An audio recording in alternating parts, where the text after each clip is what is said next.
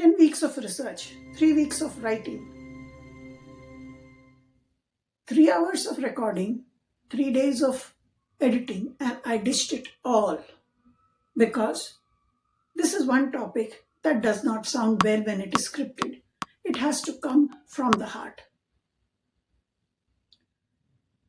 Today we are going to talk about caste, jati janganna, why banning jatis would be disastrous for Bharat.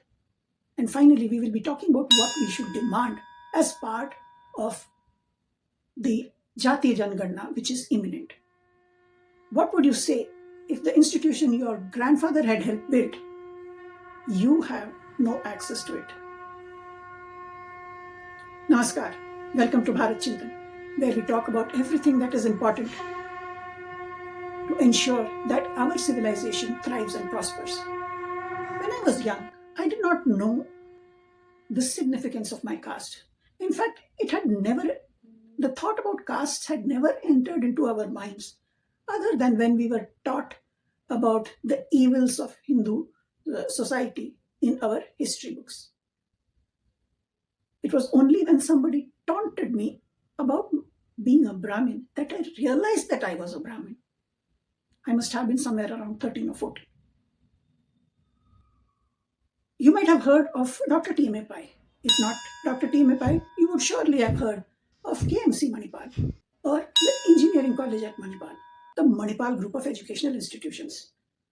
Dr. TMA Pai was known as the person who had established the maximum number of educational institutions during his lifetime. What is little known is one of the goals which we had while establishing this institution. Contrary to propaganda, the Brahmins during the early 1950s were not a rich lot, nor were they powerful. Most of them were living what we call a life which is below poverty line today. Some had as many as 10 dependents with only one earning member. Dr. TMA Pai thought of ways of uplifting this community. Today he might be called communal because he thought only of his own community. But let's put that aside for a moment. The fact is that his was the brain behind the massive institutions which are part of Mahe today. As I was telling, one of his goals was to assure education for the poor in his community. And this was something that was promised to them. Because of this, the members of this community contributed by giving Shramdaan. Shramdaan means giving free labor. They worked on the construction site, carrying sand, cement, bricks, and such. Many also contributed by giving a part of their salary. For a community who was largely poor, both of these were large sacrifices. Why did they do it?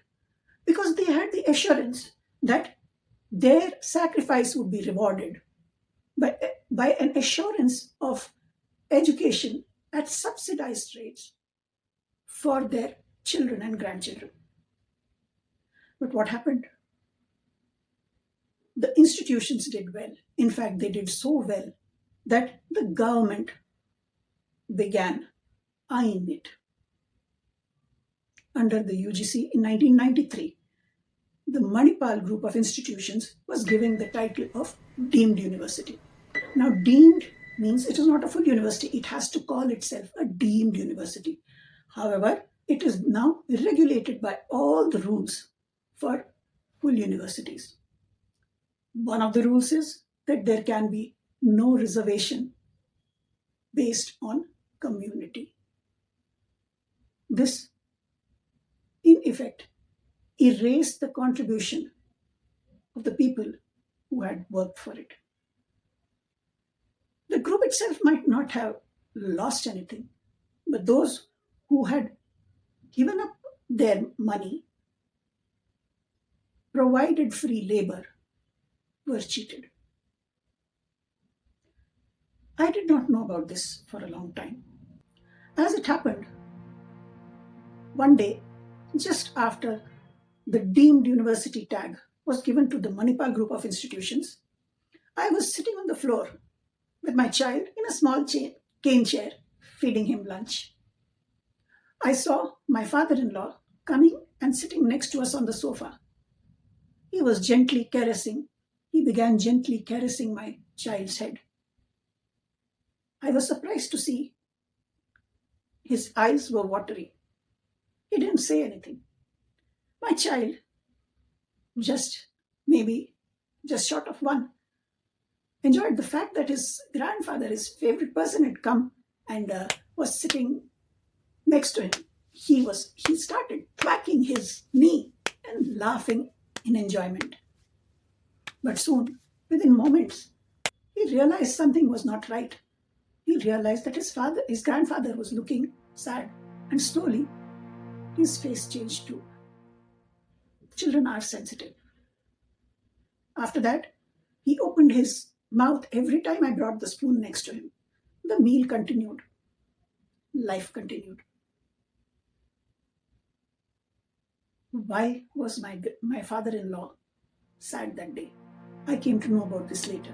That is when I realized what deemed university meant and what he felt, the hurt he felt when he realized that all his sacrifices were now for nothing because his grandchildren would not have assured access to education the way he had expected. Social justice? No. GSPs are a very small community, hardly 3 to 4 lakhs in the whole world. There are people who would rather go to bed hungry than ever admit that they did not have anything to eat. Dr. Pai knew this, and that is why he set up the infrastructure to make sure that they would have means of getting education and pulling themselves up out of poverty. In fact, the original Atmanirbhar initiative. Sadly, when it did well, the government interfered. What was supposed to be a safety net for a small community was taken away from them. The contribution of the community was delegitimized. If you were the grandson or granddaughter of that clerk or that peon who had given up scarce resources in the hope that you would have access to education, how would you feel?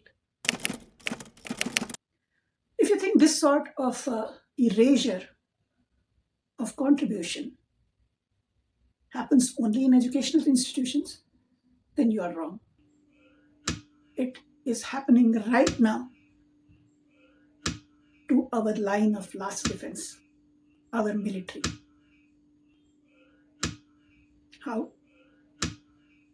Join me in the next video, where I will be talking about how the caste narrative is being used to hollow out our armed forces. If you found something interesting, something new in this video, do consider subscribing and maybe sharing it with people who would also find such information interesting. Namaskar.